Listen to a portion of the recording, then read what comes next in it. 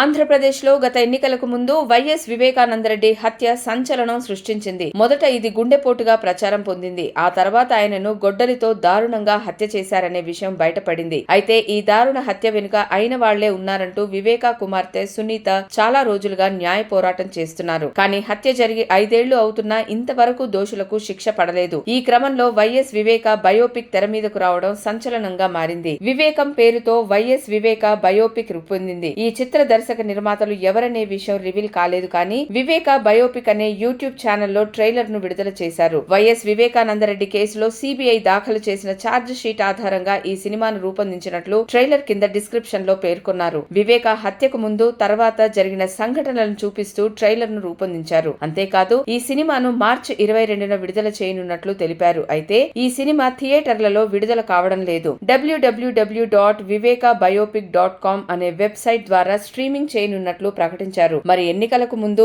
ఈ బయోపిక్ ఎలాంటి రాజకీయ ప్రకంపనలు సృష్టిస్తుందో చూడాలి.